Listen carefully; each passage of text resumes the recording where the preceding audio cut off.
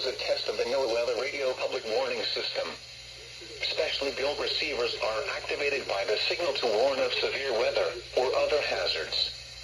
Tests are normally conducted each Wednesday between 11 a.m. and noon, and again between 6 and 8 p.m. If severe weather is expected on Wednesday, the test will be postponed until the next day, weather permitting. Reception of this broadcast, and especially the warning signals, can vary at any given location. This variability, normally more noticeable at greater distances from the transmitter, can result even though you are using a good quality receiver in perfect working order.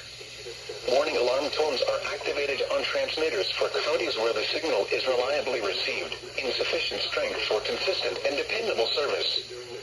For station KIH63 in Daytona Beach, warning alerts will be activated for Volusia, Flagler, Putnam, Lake, Seminole, Brevard, and Orange counties. For station KIH63 in Orlando, warning alerts will be activated for Brevard, Lake, Orange, Osceola, Polk, Seminole, and Volusia counties. For station WXJ70 in Melbourne, warning alerts will be activated for Brevard, Indian River, Orange, and Osceola counties. For station WWF69 in Fort Pierce, warning alerts will be activated for Indian River, Martin, Okeechobee, and St. Lucie counties. This has been a test of the NOAA radio public warning system. We now return to the regular broadcast program.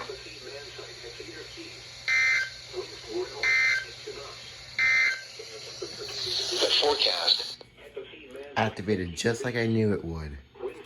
Now I put on channel 5.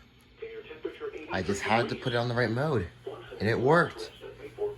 I had to put in the Lake County code, and it actually activated. Now let's make sure.